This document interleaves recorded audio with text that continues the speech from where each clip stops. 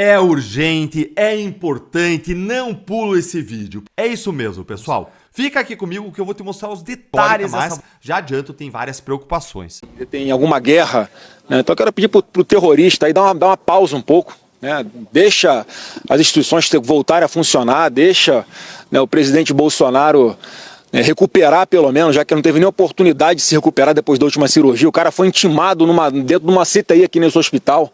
Então tudo tem limite. Tudo tem limite, então eu quero pedir pro terrorista aí, dá um limite, dá um tempo, dá uma pausa, deixa o cara recuperar pelo menos mentalmente, fisicamente ele tá arrebentado, tudo isso aqui ainda é consequência assim da facada que ele sofreu, então é muito angustiante para toda a família o tempo inteiro ver o pai ter que passar por isso reiteradamente, várias vezes, porque não consegue se recuperar, seja fisicamente, seja mentalmente. O que a Michelle relatou para mim é que ele já estava ali com soluços, né, que vinham ficando mais fortes progressivamente. Quando acontece isso, parece que reclama que parece que trava o diafragma dele, ele fica com falta de ar. E hoje foi isso que aconteceu, ele ficou com falta de ar quase 10 segundos sem conseguir respirar e a reação dele foi, acho que expelir aquilo que estava ali obstruindo, né, o aparelho digestivo dele, um vômito a jato, né, jogou aquele vômito de 2 metros para frente, né, e aí ele se sentindo mal, tonto, pressão baixa, a Michelle só deu tempo de pegar ele, botar no carro e, enfim, tomar as providências ali, né, para evitar que algum mal entendido possa ser explorado contra ele depois, até com isso tem que se preocupar. E aí quando chega aqui no hospital, ele está bem desidratado, estava lá, já tinha ido uma bolsa de soro embora, estava ali deitado na cama em repouso, né, tomando, né, uma sopa, o médico recomendando que não ingira nada sólido, né, mostrando que tem a ver também com a questão da cirurgia dele no abdômen, né, e assim, só peço aí que todos continuem em oração, né, e se Deus quiser, mais uma vez, não vai ser nada grave, em breve ele está de volta em casa. O que os caras não estão entendendo, e o que eu venho dizendo há muito tempo, é o seguinte: nós estamos em guerra total e nenhum passo vai ser dado para trás. O nosso objetivo aqui é a vitória. E nós não vamos aceitar nada menos do que a vitória. Ou vocês acham que os americanos iam ver cidadãos e empresas americanas sendo ameaçados e um dos maiores líderes políticos do Ocidente e todo o seu movimento político que ele representa sofrendo uma perseguição implacável e eles não fariam nada? Os Estados Unidos de Donald Trump. Claramente os apoiadores do Alexandre no Supremo Tribunal Federal não estão acostumados com um país e um presidente que levam a sério a ideia de terra dos livres e casa dos corajosos. E vejam como os americanos reagiram à condenação do presidente. O secretário de Estado Marco Rubio escreveu assim: as perseguições políticas conduzidas pelo sancionado violador de direitos humanos Alexandre de Moraes continuam, já que ele e outros membros da Suprema Corte do Brasil decidiram injustamente pela prisão do ex-presidente Jair Bolsonaro. Os Estados Unidos responderão a esta caça às bruxas de forma adequada. O vice-secretário de Estado, Christopher Landau, citou o Rubio e disse o seguinte: os Estados Unidos condenam o uso da lei como arma política. Como advogado, diplomata e amigo do Brasil, me dói ver o ministro Moraes devastando o Estado de Direito, levando as relações entre as nossas duas grandes nações ao ponto mais sombrio em 2 séculos. Enquanto o Brasil deixar o destino de nossa relação nas mãos do ministro Moraes, não vejo solução para essa crise. A Caroline Leavitt, ou Caroline, acho que é Caroline, que é a secretária de imprensa da Casa Branca, a pessoa responsável por falar para a imprensa o que o Trump quer que seja dito, compartilhou um artigo de opinião do Wall Street Journal sobre como o presidente Bolsonaro está sendo vítima de uma perseguição judicial. Além deles, no Legislativo, o deputado Rick McCormick se pronunciou dizendo: ontem um painel manipulado de 5 juízes, que incluía Alexandre de Moraes, um violador de direitos humanos sancionado e notório inimigo de Bolsonaro, o ex-advogado pessoal de Lula e o ex-ministro da Justiça de Lula, condenou injustamente o ex-presidente Jair Bolsonaro por suposta conspiração de golpe apenas por questionar a integridade da altamente contestada e totalmente eletrônica eleição de 2022 no Brasil. Vejam que o Rich McCormick, num nível muito superior aos advogados do presidente Bolsonaro. Sentenciaram-no a 27 anos de prisão e o impediram de concorrer à reeleição em 2026. Tudo isso sem uma única prova de que ele seja culpado de qualquer crime. Esses criminosos da Suprema Corte do Brasil não merecem ser chamados de seres humanos decentes, muito menos de ministros. Nenhum respeito. É assim que se trata. É assim que se trata, é exatamente assim. Por que, meu Deus? Por que tanta diferença civilizacional entre Brasil e Estados Unidos? Continua o Rich McCormick. Apenas um juiz do painel, o ministro Fux, que não é amigo de Bolsonaro, inclusive nomeado pela Dilma, teve a coragem de chamar a acusação contra Bolsonaro pelo que o mundo já sabe o que ele é: uma guerra jurídica voltada a destruir um homem inocente, encarar um grande líder político pelo resto de sua vida e punir milhões de brasileiros amantes da liberdade por apoiarem o candidato da sua escolha e questionarem a integridade das urnas eletrônicas do Brasil.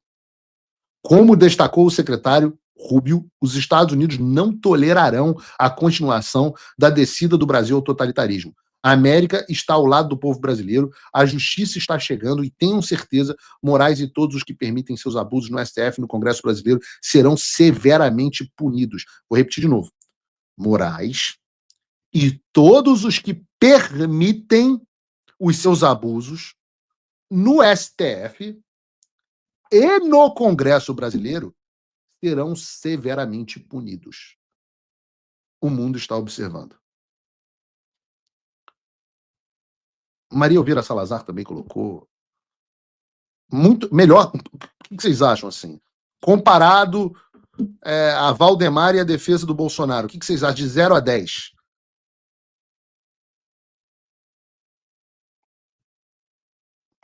O que dá para dizer disso é que se vocês acham que fazer o presidente Bolsonaro de refém vai mudar a postura de alguém aqui, eu quero dizer muito claramente, vocês estão muito enganados.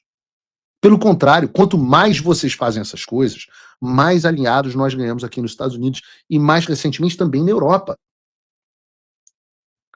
Mas se mesmo depois disso tudo que eu mostrei a você, você não acreditar que os Estados Unidos não irão recuar, vejam o vídeo do Marco Rubio ontem para a Fox News.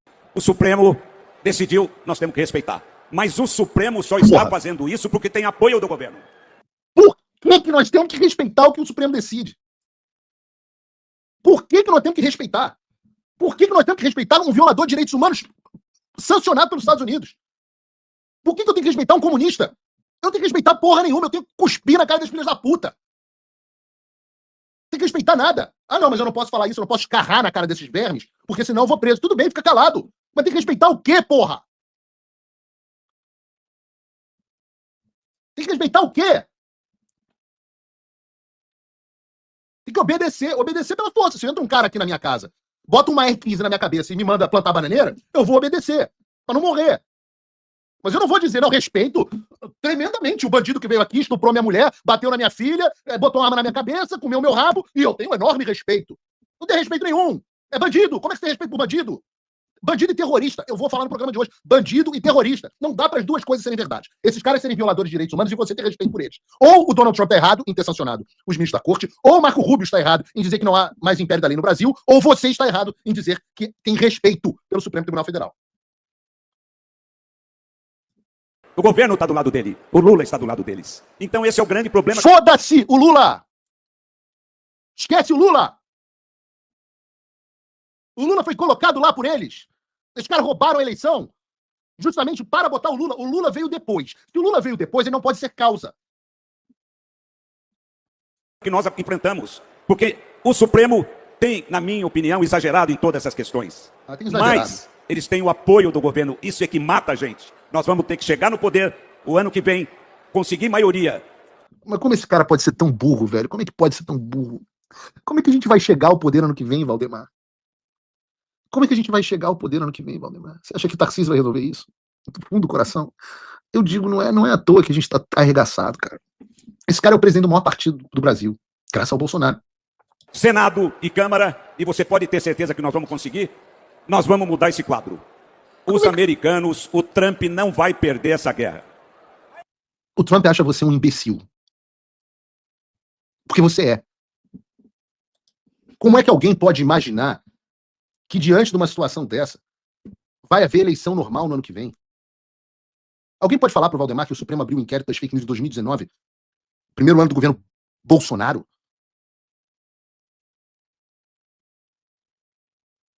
Eu tenho a impressão de que o Valdemar está cagando e andando para a prisão de Jair Bolsonaro.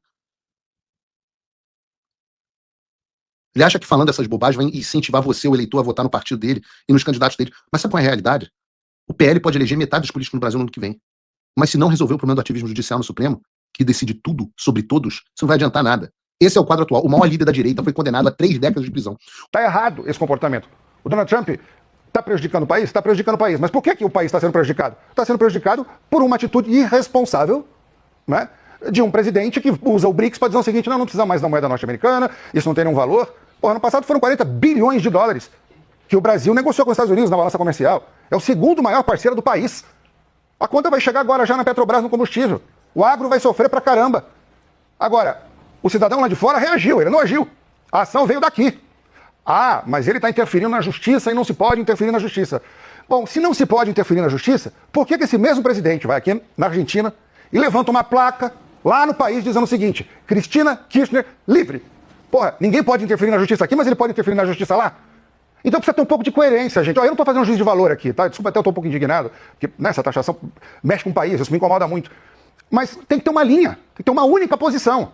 Se ele vai defender, não interfira na justiça aqui, então ele também não interfira na justiça do outro. Sabe?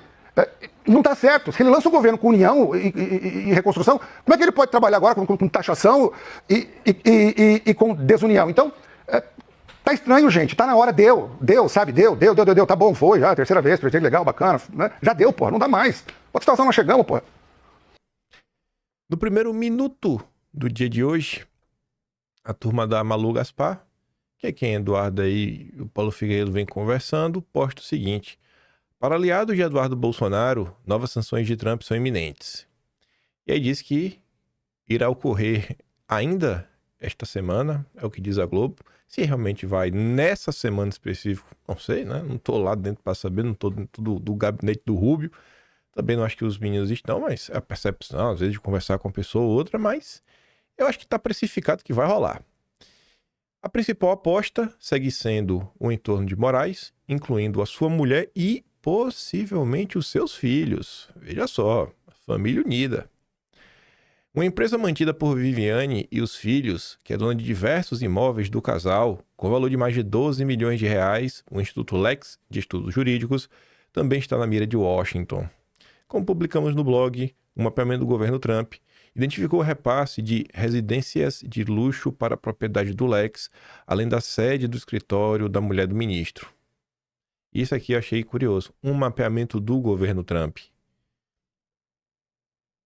Só algumas informações que vocês perguntam, né? Como é que essas informações apareceram? Não parece que Eduardo e Paulo Figueiredo acharam no Google. E a imprensa já tinha comentado sobre uma questão ligada, né? É um relatório de inteligência. Você vê, né? O mapeamento do governo Trump. Fica cada vez mais claro que não foi Eduardo e o Paulo Figueiredo que descobriram algumas coisas. O que eu acho que dá para inferir que existe sim uma vontade internacional de tentar trazer um pouco de democracia para o Brasil. Um dos objetivos dos bolsonaristas, ao colocar Viviane sob a mira de Washington, é impor à mulher e o escritório de Moraes as duras restrições financeiras da Magnitsky, o que eventualmente poderá dificultar ou inviabilizar o negócio com prejuízos inestimáveis aos seus clientes poderosos. Vai se criando um clima, né? Aí não para por aí. Nas últimas horas também, Jason Miller, esse aqui já é da casa, né? Não é surpresa para ninguém, compartilhou a matéria do Wall Street Journal, o jeito brasileiro de fazer justiça conquista Bolsonaro. E ele coloca um destaque para uma fala dessa nota. O Supremo, tendencioso, condena Bolsonaro e dá-lhe 27 anos, né, de prisão. E além do Jason Miller, você tem a Caroline Leavitt, que é a porta-voz da Casa Branca. O jeito brasileiro de fazer justiça conquista Bolsonaro. Então, para quem dizia que era um assunto ali, que ia ficar esquecido, em segundo plano, etc, tudo mais, que ninguém liga, que o Trump tá ali, depois ia deixar de lado, bom, a realidade vem se impondo dia após dia, semana após semana, e a treta segue no ar. E o que é que diz essa nota? Nota bem curiosa, bem detalhada, muito bem escrita. Às vezes me passa a impressão que essas pessoas estão mais por dentro do Brasil do que algum de nossos parlamentares. Tá ali, ó. O jeito brasileiro de fazer justiça conquista Bolsonaro. A Suprema Corte Tendenciosa condena o presidente e lhe dá 27 anos de prisão. Mais uma matéria da O'Grady, que é uma das principais colunistas do Wall Street Journal quando se trata de Brasil. Ela vem falando muito de Brasil já por um bom tempo. O veredito é um duro golpe para os apoiadores de Bolsonaro, mas muitos outros brasileiros, embora não fossem fãs do ex-presidente, também esperavam um resultado diferente.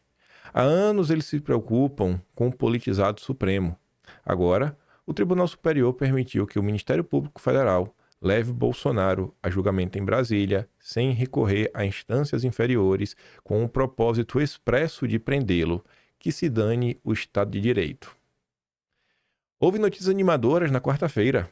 Fux apresentou uma foto dissidente de 452 páginas, expondo as inúmeras violações do devido processo legal no caso, incluindo a incompetência do tribunal, um dos pontos, que o Fux, inclusive, fala sobre a possibilidade da anulação total do julgamento. O Fux citou contínuos vazamentos de dados pela acusação, não catalogados ou organizados e sem o conhecimento da defesa, que chegaram nas 100 terabytes, incluindo 225 milhões de mensagens. Ele observou a flagrante falta de provas para sustentar as acusações. Fux, indicado ao Supremo em 2011 pela Dilma, enfim, votou pela absolvição de Bolsonaro em todas as acusações. O tribunal estava ideologicamente inclinado contra Bolsonaro. O ministro que presidiu o caso era Moraes, um notório adversário de Bolsonaro. Ele votou pela condenação em todas as 5 acusações. A mesma coisa fez o Flávio Dino, ex-ministro de Lula. O ex-advogado pessoal do senhor Lula, o ministro Cristiano Zanin, também votou pela condenação. Isso foi suficiente para a condenação, embora um quarto ministro, indicado por Lula, também tenha se juntado à maioria. Você vê que é a festa democrática. Mas, obviamente, gente, foram votos técnicos. Sempre técnico, tudo técnico. O senhor Bolsonaro, presidente de 2018 a 2022, é um crítico ferrenho do Supremo, do TSE e do sistema de votação eletrônica do país. Questionar a sensatez da elite do país tem sido a sua especialidade.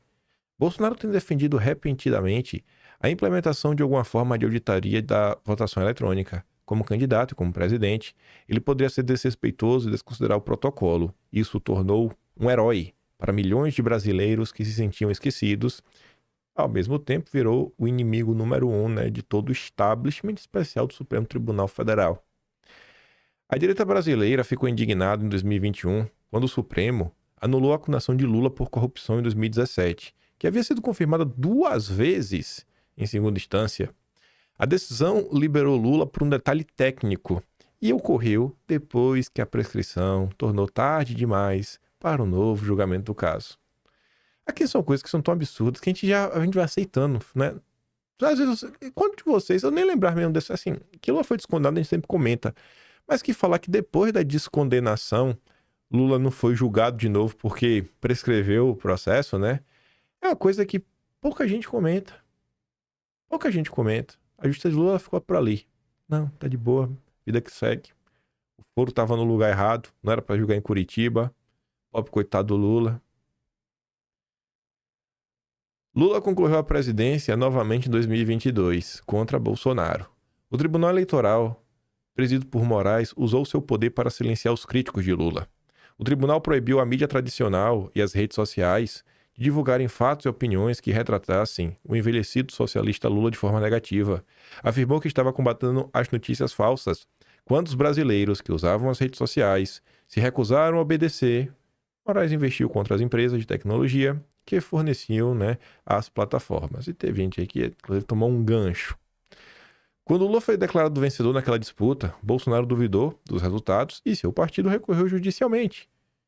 Por recorrer, vocês acompanharam na época, o partido de Bolsonaro foi multado, na época, em 22 milhões de reais, que ela coloca ali, O tribunal acusou o PL de má-fé e multou o partido em mais de 4 milhões de dólares.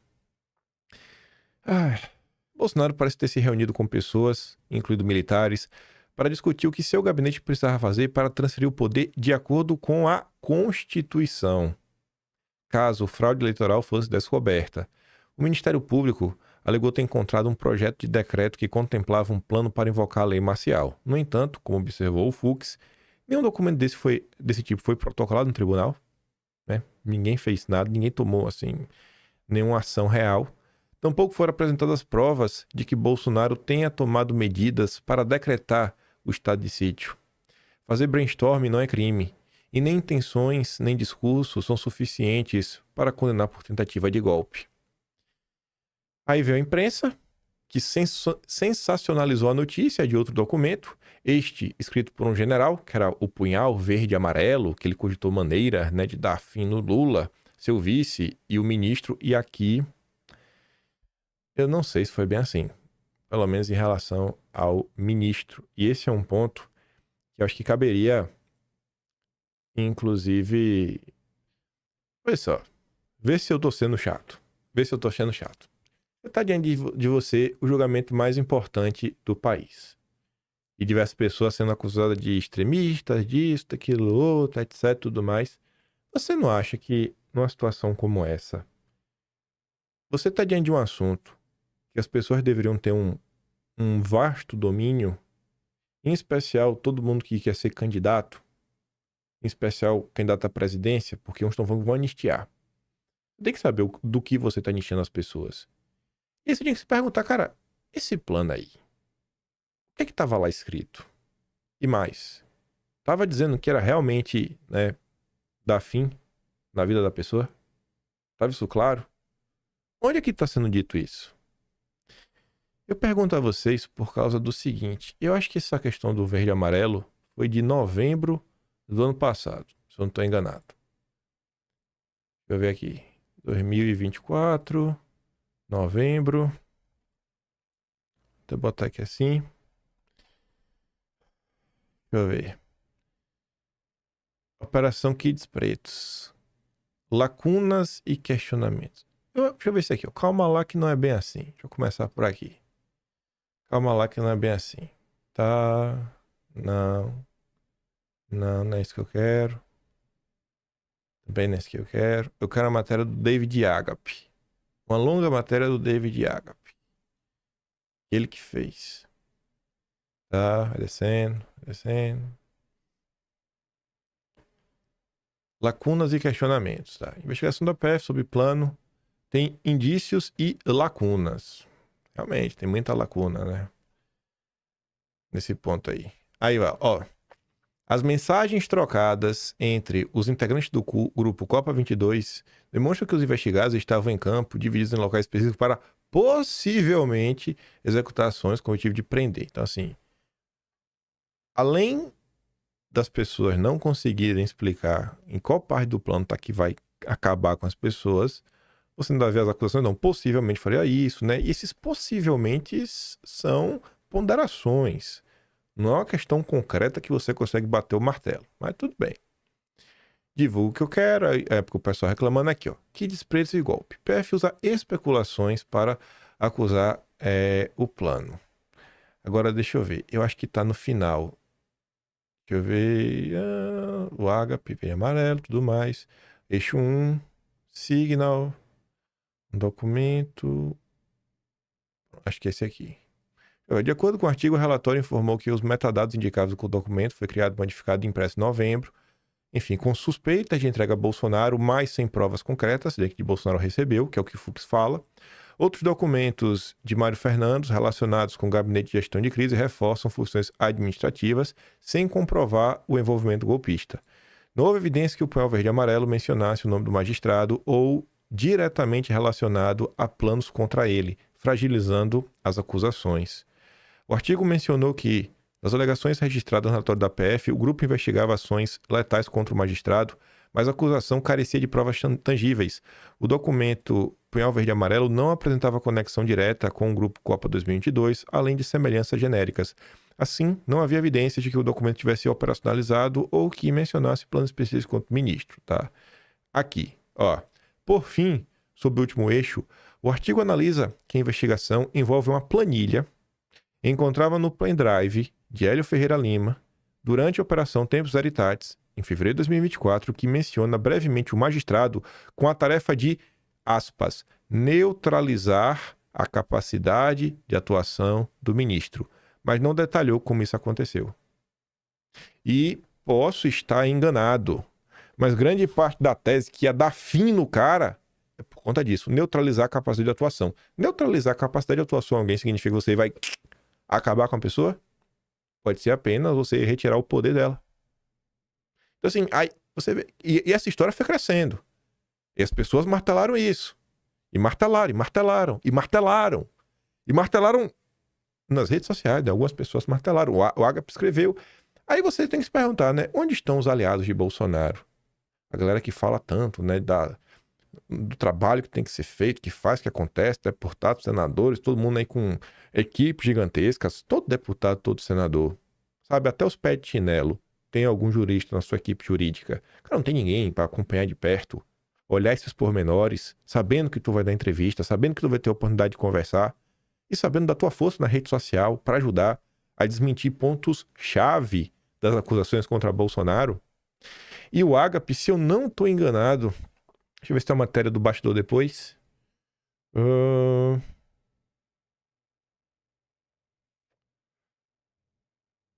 Deixa eu ver se tem uma matéria do bastidor, porque teve essa questão do neutralizar. Eu acho que foi na própria matéria do Agape.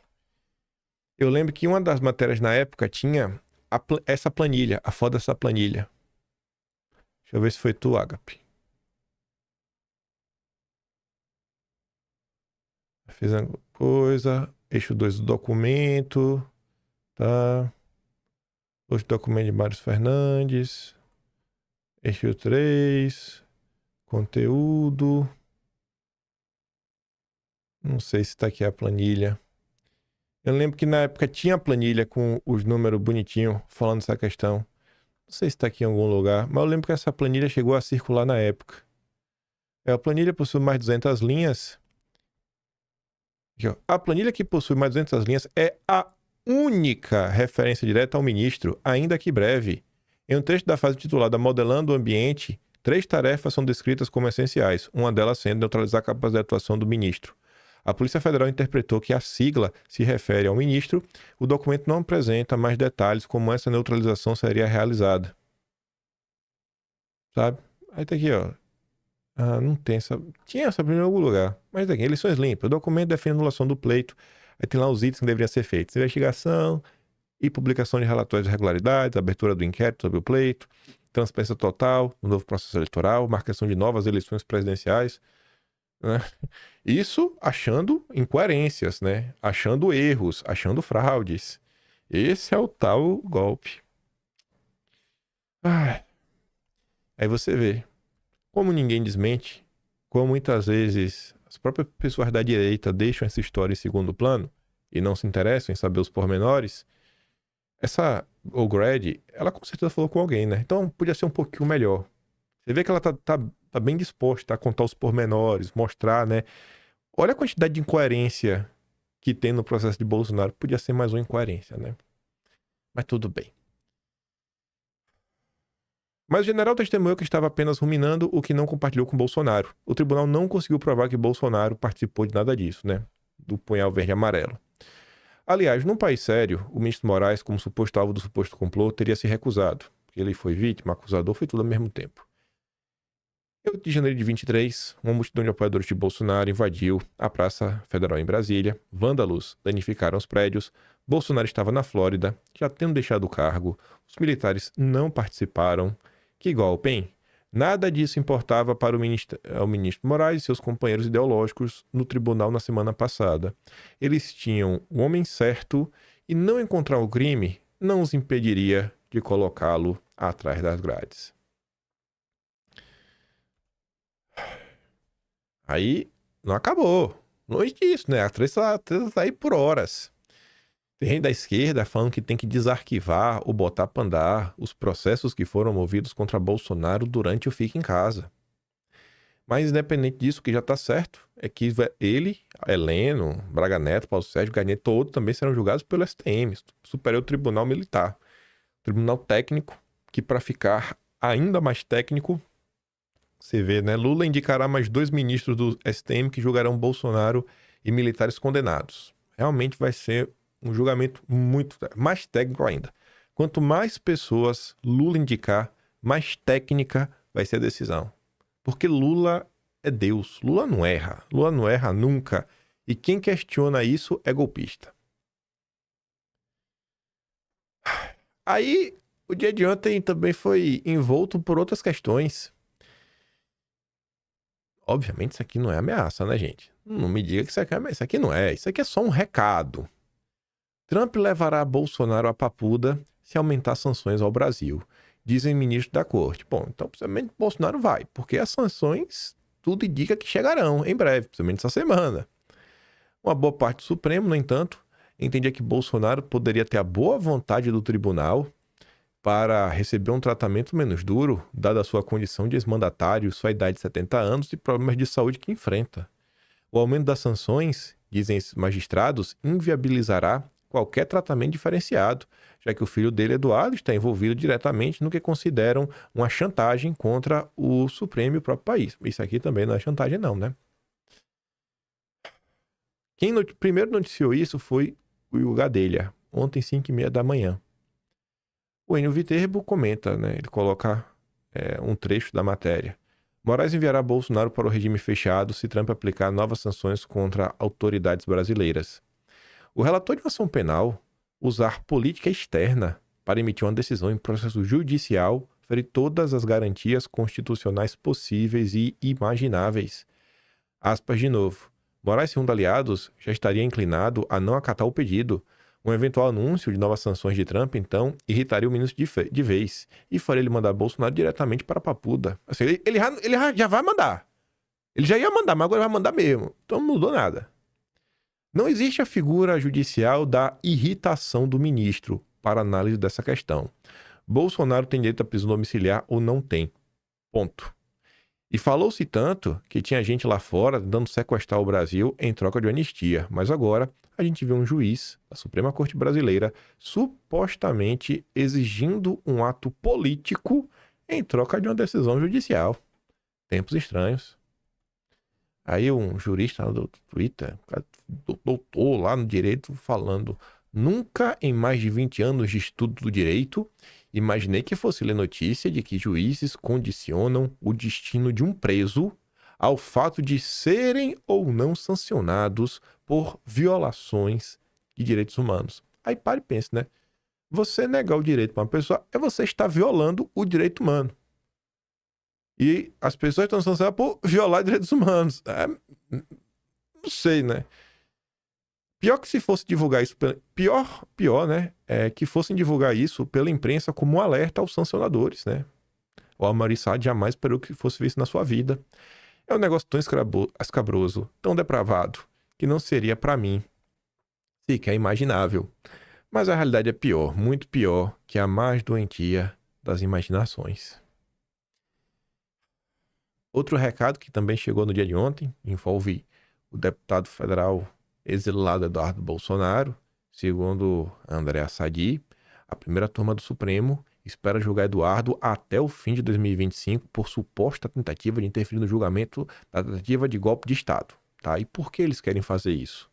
Para colocar Eduardo Bolsonaro inelegível. Tem que garantir a todo custo que o candidato do sistema não terá nenhum concorrente pela direita.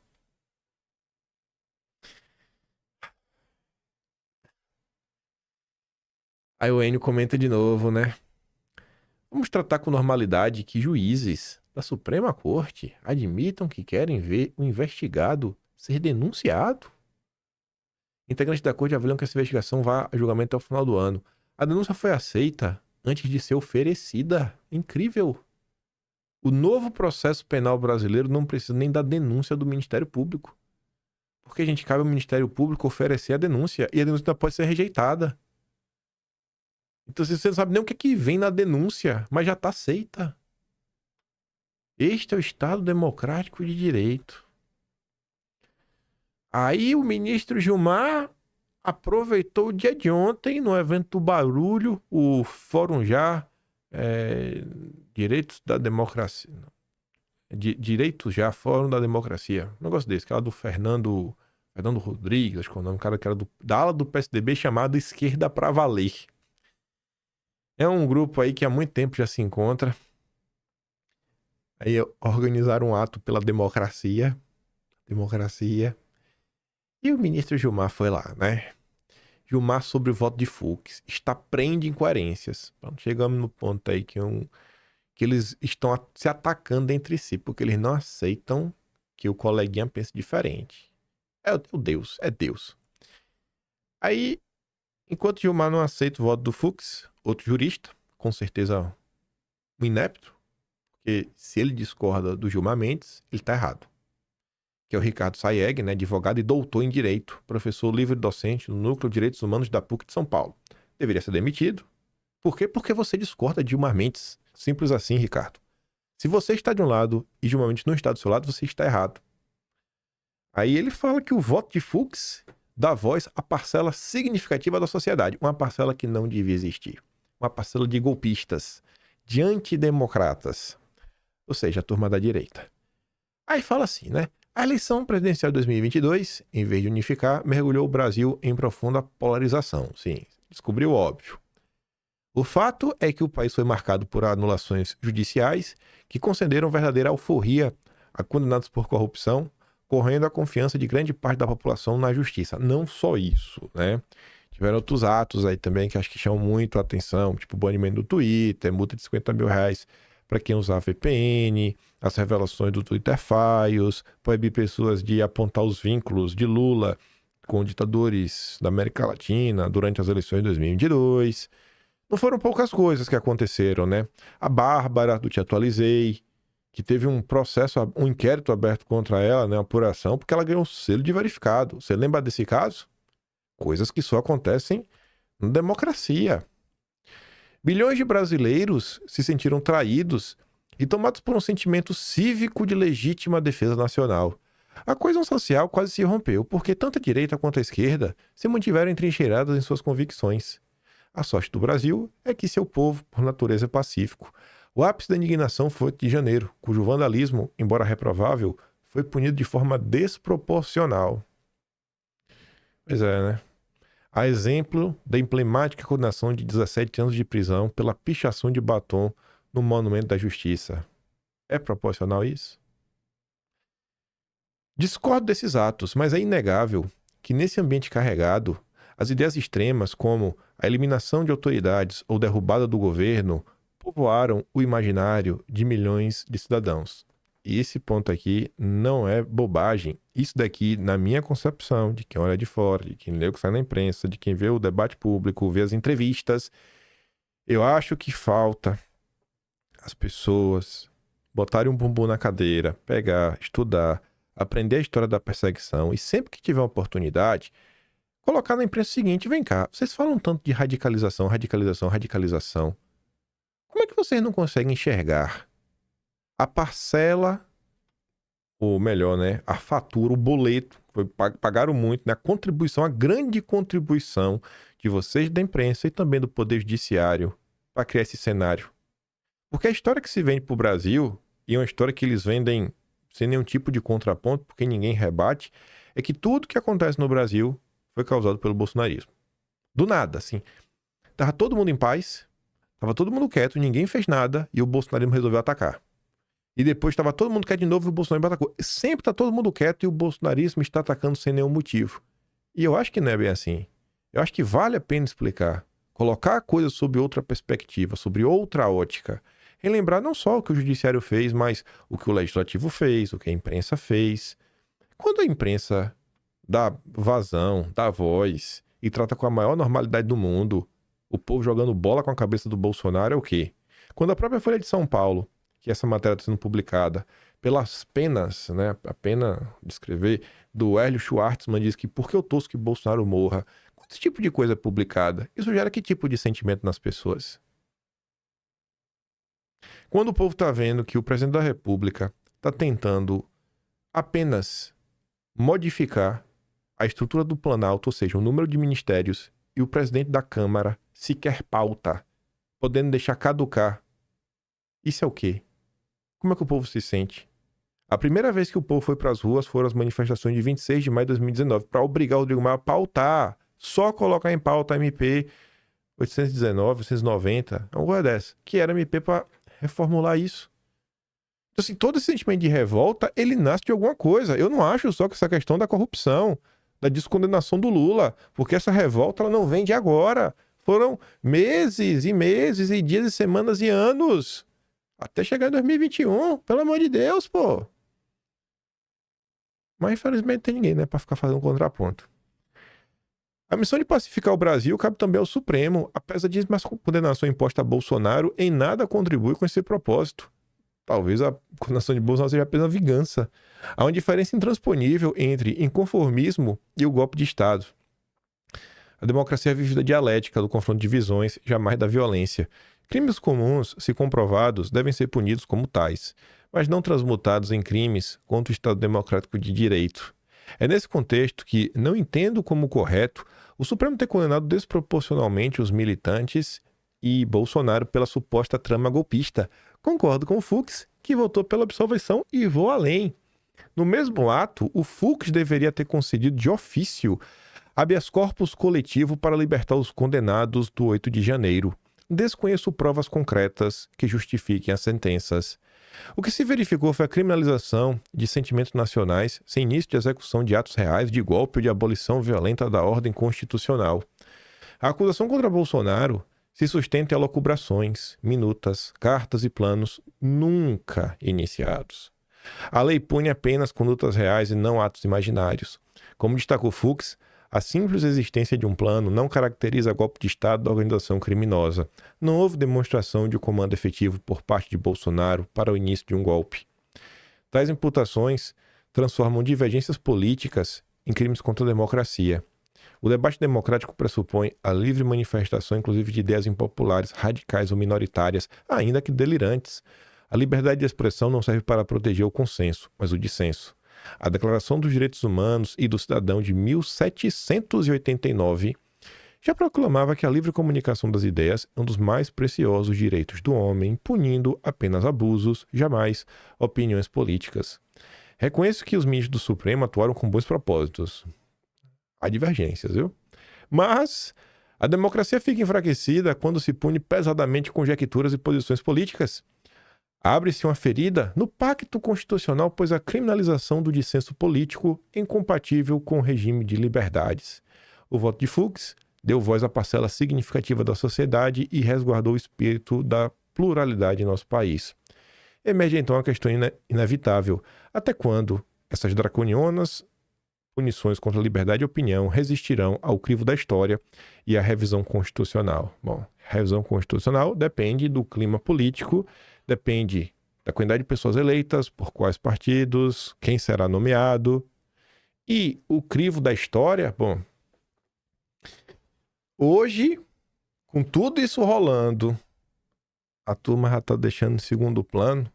Será que daqui a 10 anos, quem tem voz, quem tem engajamento, essas lideranças políticas, será que essa turma daqui a 10 anos vai estar disposta a contar? Eu espero que sim, né? Mas eu aposto que não. E como o judiciário tratará daqui em diante manifestações tidas como os radicais ou delirantes que permaneçam no campo da opinião e não da ação concreta? A resposta eu acho que é fácil de apontar, mas eu me recuso a falar. No mesmo evento, o grande ministro Gilmar Mendes falou que o Supremo não vai aceitar impeachment de ministro. Não, é isso aí mesmo. Tem que aceitar mesmo, não, bicho. Tem que prender todo mundo. Não vai aceitar. Já viu? Um dos objetivos, dos motivos do ato, eu nem lembrava que tinha colocado isso daqui, ó. Pra que foi esse evento, né? Da defesa da democracia. Bom, um dos objetivos principais desse ato, que contou com a presença de representantes de 11 partidos, foi deflagrar um movimento para contrapor o avanço de candidaturas bolsonaristas ao Senado, dentro de uma estratégia desse grupo político de articular impeachments de ministros do Supremo. Aspas. Não espero que o Senado venha agir para buscar vindita em relação ao Supremo. Impeachment deve ser um processo regular. Se for por conta de voto de ministro ser irregular, o Supremo não vai aceitar. Não vai aceitar. E tá aí, né? O Supremo já está articulando com os partidos para derrotar o bolsonarismo nas eleições. Sensacional. Viva o Estado Democrático de Direito. E não para aí, né? Porque no meio dessa confusão a gente discute anistia. O dia de ontem foi relativamente movimentado nesse ponto. E mais uma vez o ministro Gilmar Mendes, que tem opiniões sobre tudo, mandou avisar que a anistia é ilegítima, inconstitucional. Não vai ter. Ele não vai deixar. Não posso fazer nada, né? Por outro lado, o Caio Junqueira na CNN diz que Planalto e Supremo sinalizam ao Senado aceitar a anistia light. E esse plano aqui é fácil de entender o porquê, né? Mas só para você ver. O passo do Planalto e uma ala do Supremo sinalizam a cúpula do Congresso que aceita a anistia light, que vem sendo debatida no Senado. Segundo fontes que ajudam na confecção do texto, a proposta que parece que parte do Supremo sinaliza aceitar envolve 4 aspectos. Olha que curioso, ó.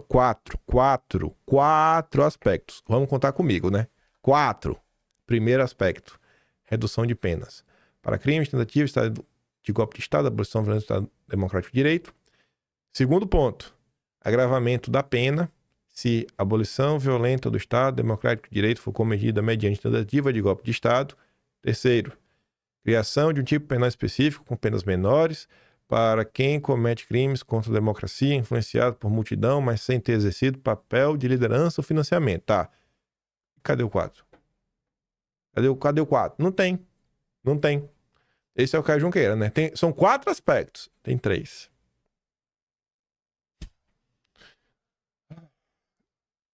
Caio Junqueira só sabe contar até 3. Até 2, né? Porque no 3 ele já errou. 1, 2, 4. É assim que a Junqueira conta. 1, 2, 4, 7, 9, 27, 34, 11, 5, 8. Deve ser assim. O Planalto sinalizou aos senadores que aceita esse formato desde que o Supremo concorde. Muito de acordo, disse a CNN que uma posição definitiva só poderá ser tomada após análise do texto do projeto em si, que ainda não existe. Segundo os senadores, alguns esboços já foram elaborados por consultores legislativos a pedido ao Columbre. O plano aqui é o seguinte, gente. Uma vez que esse projeto ande, a percepção do povo comum vai ser o quê? Já teve anistia, não teve? Você vai ter que explicar que esse projeto não é anistia. Até você explicar que esse projeto não é anistia, já passaram meses. E com esse projeto você garante que Bolsonaro, Braga Neto, Helena, toda essa turma vai ficar preso, enclausurada, vai destruir a vida dessas pessoas, se possível matarem Bolsonaro. Você também garante que toda essa turma do Rio de Janeiro não vai ter liberdade.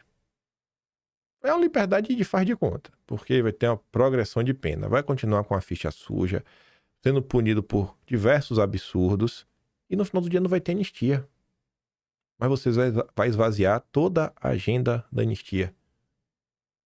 E página virada. Qual vai ser o clima para falar de anistia uma vez que esse projeto aqui tem avançado? Me diz.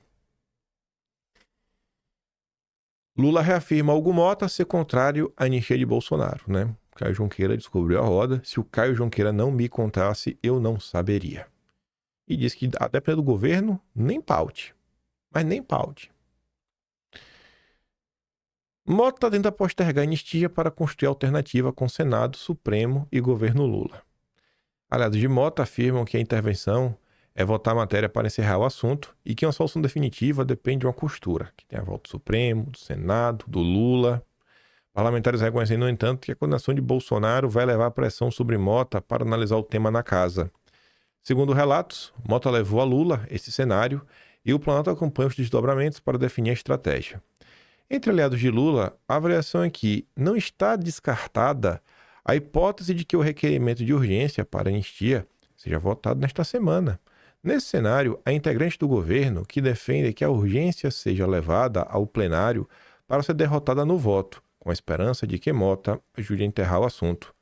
Um auxiliar de Lula diz que o Planalto, no entanto, quer garantir que haverá segurança de que a urgência será rejeitada antes de definir se apoia ou não esse movimento.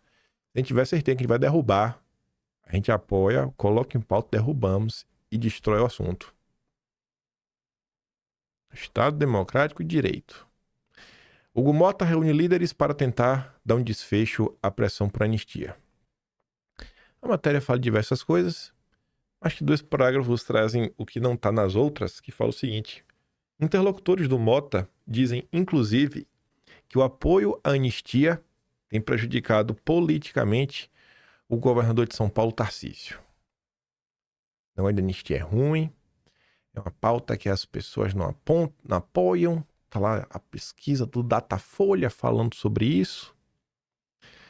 O governador estimulado do Partido do Centrão a dar sinalizações a Bolsonaro, né? Aí, ontem também foi a notícia do dia que Tarcísio falou que ia para Brasília e não foi. Cancelou sua ida. Aí o Lauro Jardim pergunta, né? Mas e aí, o Kassab apoia a anistia, mas também para Bolsonaro? Porque Kassab foi num evento no final de semana com o Valdemar, te comentou ontem, que o Valdemar brilhou, falando idiotice. E tu quer saber, tá? O Kassab falou, mas ele apoia mesmo a anistia? Apoia mesmo a anistia ou não? Ou é só pra inglês ver? E aí, Kassab? E aí o Lauro Jardim diz, né? Mas que anistia que essa Kassab apoia? Com ou sem Bolsonaro? Porque ele escorregou e deixou a resposta no ar. Até agora não dá pra saber. Seria bacana ter um posicionamento claro, né? Claro, assim, ó. Eu apoio, não, eu não apoio. Ontem, o senhor Michel Temer foi o entrevistado do Roda Viva com a Vera Magalhães. O Globo resolveu colocar essa manchete. Temer não vê sucesso em anistia unilateral e chama ataque de Tarcísio Moraes de infelicidade. Até estranhei. Eu também, todo mundo estranhou, Temer. Não se preocupe, não foi só você não. O que é que essa matéria fala sobre anistia? Temer disse concordar com Flávio Dino, que afirmou que anistia não é sinônimo de paz. O Flávio Dino está certíssimo. Ele confirma o que eu tenho dito ao longo do tempo. Se for decretada anistia pelo Congresso, sem esse pacto nacional que eu estou dizendo, e o pacto nacional seria sentar o presidente da República, o presidente Supremo, os presidentes do Legislativo com entidades da sociedade civil e até a oposição. E até, assim, a gente coloca toda a nata do consórcio e do establishment, o sistema. E até a oposição, a gente bota lá pra dar um faz de conta, a gente bota uma faca no pescoço, espanca a família, só pra sempre você falar, fazer o que a gente quer. Sociedade civil são as ONGs, né? É o zongueiro safado que tá todo mundo na esquerda. Você poderia chamar a oposição, vem aqui, vamos conversar, né? Sequestra a família também, pode ser algo bom, né? Vamos encontrar um caminho para o país. Qual caminho, Temer? Entregar a Petrobras, a Caixa, o que mais? Banco do Brasil, manter Bolsonaro preso, Eduardo exilado, garantir que ninguém com ideias de direita, assim, questões ideológicas, possa ser eleito. O que mais? O que mais? Fala aí pra gente saber. Que plano é esse, Temer? Isso precisa ser uma conjunção de setores. Se for só do Legislativo, vai ser levado ao Supremo, e nesse sentido, o Flavinho tem razão. Unitariamente decretada anistia, sem esse pacto, ela não dá resultado. É o acordão. Esse é o mega acordão, para garantir que o bolsonarismo será enterrado de vez. Aí, nessa mesma entrevista, que ele fala do Tarcísio, né? Aí fala, nossa, ele é muito poderado. Nesse caso, houve uma infelicidade dele. Como você pode explicar isso? Acho que foi o clima político em que ele tinha que envolver os bolsonaristas, porque mesmo entre bolsonaristas havia críticas à posição dele. Ele quis trazer o bolsonarismo. Sei que ele se dá bem com o ministro do Supremo, com o Alexandre. Até estranhei. Mas acho que ele pode recompor. Já recompôs já. Mas o cadeirudo tá aí. Quem que acredita, rapaz? Aí a Globo comenta, né? Tarcísio cancela a viagem a Brasília em que irá tentar destravar e anistiar Bolsonaro. Aí você vê aquela matéria do Globo falando, não, achei isso aqui muito curioso. E a jornalista em vídeo, ela fala sobre isso, que tem uma percepção que um dos motivos da possível não ida é exatamente pelo desgaste que a anistia pode causar, que tá ali, né? Interlocutores do Gumoto diz que a anistia, ou apoiar, prejudicam as pessoas eleitoralmente falando. Enfim, a Globo News apurou que a viagem de Tarcísio foi cancelada porque a avaliação é que todos os movimentos para pautar a anistia já foram feitos e que a articulação está bem encaminhada. Parece até o Valdemar falando, né? Que tudo que tinha para fazer no Supremo já foi feito. Agora é página virada. Aí ontem, as pessoas criticaram bastante o Tarcísio. Eu acho que fica fácil de entender. Aí, às 10h34 da noite, o Flávio Bolsonaro saiu em defesa do Tarcísio. Ele publicou essa matéria do Andreasa, essa seta em vermelha fui eu que coloquei, não foi o Flávio, fui eu que coloquei. O Flávio Bolsonaro fala assim, ó. A corja tenta a todo custo manipular os apoiadores de Bolsonaro e enxergar Tarcísio como traidor. E o único intuito é tentar isolar Bolsonaro. Não conseguirão, pois a lealdade de Tarcísio a Bolsonaro é muito maior que o medo de Lula de encarar Bolsonaro nas urnas. Bom, esse final, Flávio, vou te falar assim, de coração, como uma pessoa que tá aqui sempre passando pano para teu pai. Lacrada boba, sabe? O Lula não quer encarar Bolsonaro. O Lula é só uma marionete, cara. Você tá colocando que o problema é o judiciário. É melhor você falar do judiciário, bicho, sabe? Melhor nem falar do Lula, falar um papo assim meio bobo, sabe? Cansado. E o pior é o seguinte, eu sempre tô aqui criticando a galera que só lê manchete. E nesse caso até a manchete vai em outra direção. Porque se você ler, ó, a matéria não tá falando... eu vou ler a manchete depois... Enfim. A manchete é: sócios de Tarcísio fazem as contas e investem na traição light a Bolsonaro. A matéria não tá... A manchete não é Tarcísio faz a conta e investe. Tá falando dos sócios. Sócios de Tarcísio. Momento de definir como a superação do ex-presidente condenado se manifestará. Essa daqui é uma matéria de opinião. Isso aqui não é uma nota de bastidor, não é uma matéria plantada nem nada. E eu acho que vale a pena dar um bizu. Eu fui ler o que o Andreasa falou e eu acho que o Andreasa tá certo em muita coisa. Não acho que dá pra desprezar. Eu acho que esse recado aí, se quer passar um recado, ó, o Tarcísio tá aqui, tá junto com a gente, nosso aliado, melhor dar, numa boa. Porque essa matéria eu acho que não corrobora com isso daí, porque não é uma matéria que tá falando do Tarcísio em si. Mas eu acho que tá fazendo uma análise relativamente bem sóbria do cenário atual de Brasil. O que é que o Andreasa disse? O mundo real se impõe e faz acelerar. O julgamento de Bolsonaro projetou no porvir a perspectiva de um novo esquema de poder. É ou não é isso daí? Porque com Bolsonaro preso, sem poder falar nada, você abre um vácuo. Isso é ou não é? Ele só está descrevendo uma coisa. Até agora não tem nem o que questionar. A rapaziada saliva ante a chance de partilhar a esplanada, de controlar a corda e a caçamba com Bolsonaro encostado, seja preso ou indultado. A perspectiva de trair com respeito. Porque se o plano é Bolsonaro candidato em 2026, e tem muita gente, inclusive do Centrão, e já foi notícia ao longo da semana passada, o próprio Eduardo Bolsonaro comentou sobre isso mais de uma vez, a galera tem um sentimento que é a oportunidade perfeita de deixar Bolsonaro de fora das eleições de 2026. Aqui a gente só está escrevendo o que a gente está vendo todo santo dia, o que está todo mundo reclamando. Essa falta de empenho e como se tem diante de nós, né, uma oportunidade, né, para varrer o bolsonarismo.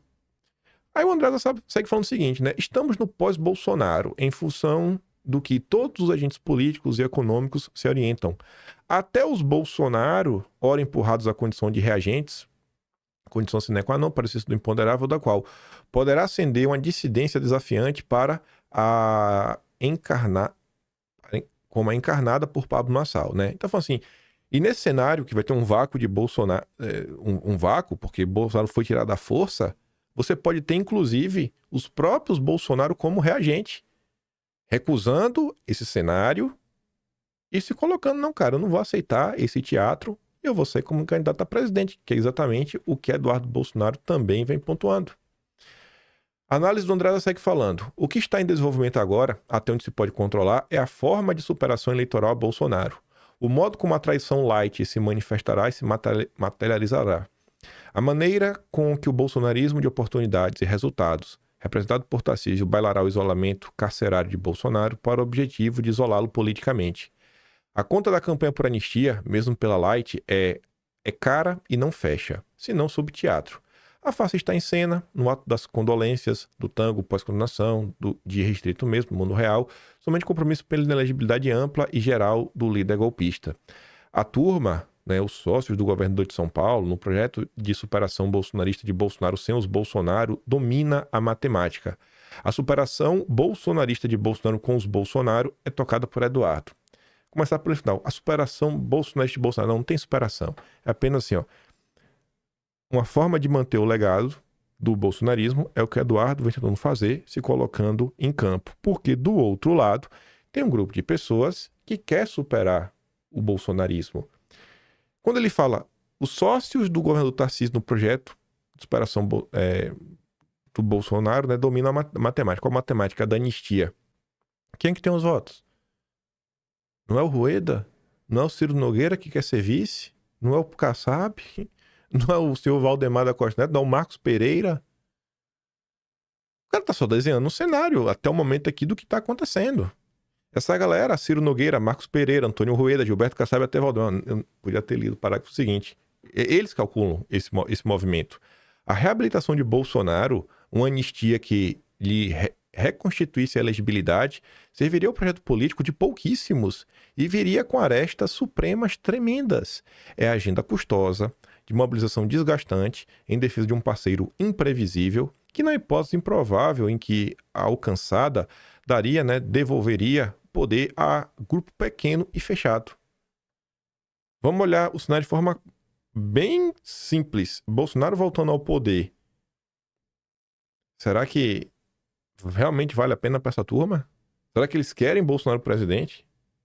Kassab quer Bolsonaro presidente? Marcos Pereira quer Bolsonaro presidente? Rueda quer Bolsonaro presidente? Ciro Nogueira quer ser vice. Já se colocou na pista. Aí por isso que o cara lê a matéria, pô. Lê a matéria. Quer defender o Tarcísio? Vai lá e defende, mas lê a matéria. Tem coisa que às vezes tem utilidade. Às vezes não é por falta de aviso. Não é falta de aviso do que está acontecendo. Eu não vejo nenhuma motivação real dessa turma, nenhuma em deixar Bolsonaro elegível. Por que eles deixariam? Qual o interesse? Só tem a perder. A Greia, não muito de fora de uma empresa familiar que o mito constituiu dentro do Estado, o universo a ser mais restrito que aquele aquinhado entre 2019 e 2022, dado o grau corrente de desconfiança que alimenta a mentalidade conspirativa do bolsonarismo eduardista. As migalhas conflituosas que sobrariam aos donos dos grandes partidos não valem o investimento. E eles sabem que a maioria dos deputados e senadores bolsonaristas não tardaria a embarcar na nau da objetividade. Chama-se instinto de sobrevivência. Para os patronos de Tarcísio, os senhores do chamado Centrão, o futuro parece muito promissor, estável e mais lucrativo, né? E esse futuro é sem Jair e os Bolsonaro. Leia a matéria. Flávio Bolsonaro, leia na próxima vez. A matéria sequer fala do Tarcísio. Dá nome e sobrenome. Eu gosto de matéria assim, dá nome. Ele cita, né? Quem são os donos? Ele vai lá, lista, a lista, ó. Ciro Nogueira, Marcos Pereira, Rueda, Kassab e Valdemar. Agora, se quiser me convencer que essa galera aqui é gente boa e que é Bolsonaro elegível, eu também tô aberto a ouvir. Acho que não vou acreditar. Isso daqui que é um ponto que eu acho que deveria também entrar no radar. Após chamar Moraes de tirano, Tarcísio é pressionado por bolsonaristas a sustentar discurso agressivo. Eu não acho que isso aqui tem nenhuma agressão nem nada, né? Ele só tá fazendo uma pontuação. Pra mim, discurso agressivo é chamar o cara de, sei lá, de adjetivo, né? Não vou falar porque em relação ao ministro, mas sei lá, velho. Por exemplo, coisas ligadas a crime, né, do dia a dia. Enfim. A leitura feita por esse grupo aqui, para seguir com o apoio da base bolsonarista, especialmente a base mais fiel, o governador de São Paulo precisará sustentar o linguajar e a postura dura que manifestou na Paulista, né, no 7 de setembro, e eu acho que muita gente ficou insatisfeita por conta disso. Além disso, o entorno de Bolsonaro avalia que o governador terá de continuar fazendo gestos explícitos em defesa da aprovação da anistia. Tarcísio havia marcado na viagem, mas acabou cancelando a ida, né, que constava na sua agenda oficial. Aí você vê, né, os patronos do Tarcísio. Se direita e centro estiverem juntos, vão ganhar a eleição, tá? Mas e o que é que isso significa? Ganhou a eleição, tá? Mas e o que é que isso significa na prática? O que é que vai ser implementado? Quais lutas serão encampadas? Ou não vai ter luta nenhuma? Não vai ter nenhum embate, nenhum confronto? A gente vai viver em harmonia dos três poderes, porque essa harmonia dos três poderes significa muita gente presa, viu? No vídeo a gente comentou muito sobre o antipetismo. Comentamos muito sobre o antipetismo. Aí, vocês aí que adoram um antipetista passar mais de seu, vocês agora ganharam um novo apoio. Ciro Gomes. Escute só. Esse aqui. Então, o eleitor que está muito focado na economia, que é de direita, ele começa a olhar o Ciro como uma possibilidade. E aí, o que casa para fazer com que o Ciro tenha esse crescimento que teve à direita de quase 8 pontos? É o fato de ele falar de economia, mas ele criticar. Ué, que travou, velho?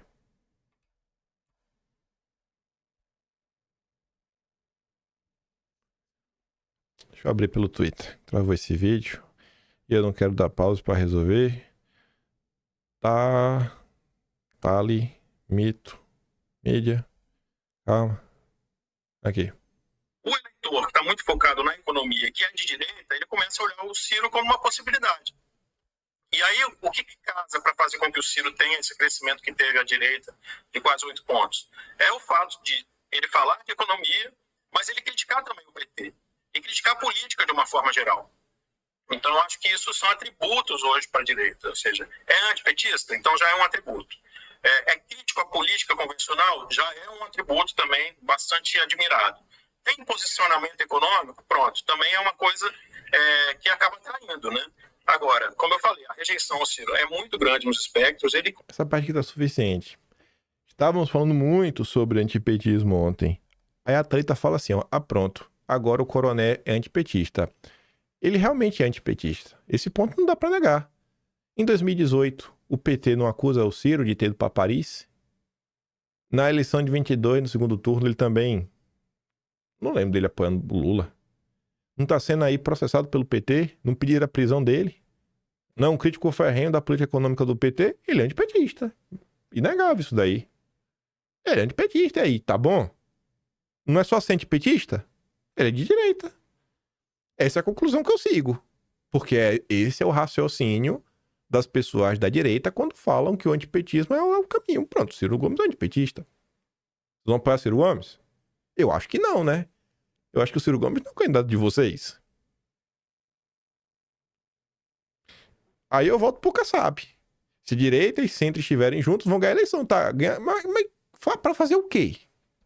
Vai ganhar eleição pra fazer o quê, Kassab? Ganhar a eleição com o Kassab é a mesma coisa que Ciro Gomes de direita, né? Antipetista. E aí? Você tá vendo que tem alguma coisa errada nesse processo? Tá vendo que não é só vencer a eleição? Tá vendo que não é só ser antipetista? Que tem umas coisinhas a mais que eu acho que precisa entrar na equação e que a direita, querendo ou não, né? Sempre vai deixando de lado ao longo do tempo. Ai, viu? Tarcísio mais candidato. O apoio de Bolsonaro não tardará, disse ao bastidor um aliado do governador. A insistência de Eduardo em ser candidato, em prejuízo a Tarcísio, não é levada a sério por esse grupo. Bom, as discussões para a ampla aliança estão em andamento e levam em consideração agraciar todos os partidos envolvidos, PL, União Brasil, PP, Republicanos, PSD, MDB. O cenário traçado por essa turma hoje é que Tarcísio será candidato pelo PL, não pelo Republicanos, e tenha Ciro Nogueira de vice. Aqui há um detalhe. Ciro Nogueira teme que sua exposição como candidato a vice, tão cedo, provoque uma onda de denúncias e investigações contra ele.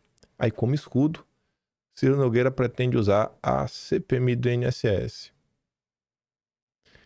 O povo só serve para ser usado. Nem para investigar o governo. Nem para investigar o governo. O Ciro Nogueira está disposto.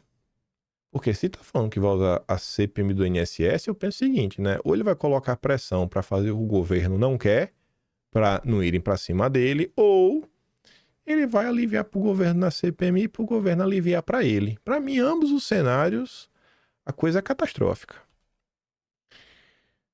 E aí, só pra gente chegar nos finalmente, o Valdemar, depois de ter falado absurdos ao longo do final de semana, falando aí que a turma organizou um golpe, que fez, que aconteceu, pediu pro Duda Lima arrumar para ele um espaço na TV para ele consertar o que ele falou, mas como bem disse a Paula Marisa, a emenda ficou pior do que o soneto. Valdemar se justifica dizendo que se enganou ao falar que houve planejamento de golpe. Ele queria ter dito movimento de golpe. Você já teve a oportunidade de se retratar com esses aliados do Bolsonaro, esses parlamentares que realmente ficaram chateados, como o Túlio Amâncio trouxe? Boa pergunta para mim. E Por isso que eu estou aqui me justificando, dizendo que eu cometi um erro. Em vez de falar movimento, eu falei planejamento. Foi um erro meu. E porque eu estava à vontade, num lugar para falar, estava totalmente à vontade. E falei, nem percebi que eu falei. Só depois na gravação que eu vi que eu falei. Foi um erro meu. Foi um erro meu. E todo esse pessoal que gosta do Bolsonaro sabe que eu sou fiel ao Bolsonaro e serei fiel a ele até o fim. Enquanto eu estiver vivo, eu vou ser fiel ao Bolsonaro e confio no Bolsonaro, que fez um excelente governo, foi um excelente presidente e foi, na minha opinião, foi injustiçado. Sou contra o julgamento que foi feito. Nós temos que respeitar o Poder Judiciário, mas eu não aceito. Então, eu acho que nós temos que partir para a anistia e é nisso que nós vamos trabalhar. Nós temos que respeitar o Poder Judiciário, mas eu não aceito. Quando o cara precisa se explicar... Deixa eu ver aqui o vídeo ontem, que teve uma postagem bem assim. Ah, teve. Já sei qual é a postagem. Que envolve lá o sentimentalismo e tudo mais. Pera aí, ó, Valdemar. Deixa eu dar uma resposta aqui, ó. Vamos voltar alguns anos no tempo. Valdemar da Costa Neto. Vamos voltar alguns anos no tempo. Cadê? Deixa eu ver se eu acho aqui. Bota assim, ó. Só pra vocês ficarem vendo aqui enquanto eu vou indo. Não é esse? Não, é o do Paulo, não sei o que lá, Almeida. Tá. Aqui, ó. A resposta, ao mesmo tempo, ofensiva, sentimentaloide e mentirosa, só prova uma coisa. O antipetismo é o primeiro e mais fácil refúgio dos incapazes. Porque o Bolsonaro é isso, porque eu errei, porque eu queria falar, porque eu acho que foi um governo sensacional, porque o judiciário disse, mas eu não respeito, porque tem que ter anistia. Apelou, irmão, pro sentimentalismo e tudo mais. É papo furado, papo furado. O melhor foi isso aqui que saiu ontem. Essa matéria aqui até se baseia num tweet do Van Garten. Valdemar deveria calar a boca, dizem aliados de Bolsonaro, sobre fala de planejamento de golpe. Declaração contradiz a estratégia de defesa do ex-presidente. Pois é. E o melhor, aí você pega, né? O Fux vai lá e vota, aí Valdemar diz que vai chamar o Fux para ser senador. Aí fica parecendo o quê, gente? Fica parecendo que o voto do Fux é um voto independente. O cara vota como tu quer, já vai ser senador. Opa, o Fux tá para se aposentar. Então o quê? É um bate-bola político. Fica parecendo um voto político, né? Assim, o cara só atrapalha. É incrível. Incrível. Eu sou uma pessoa que, infelizmente, não consegue acreditar que o Valdemar não sabe o que tá fazendo, né? Tantos e tantos anos de experiência na vida pública.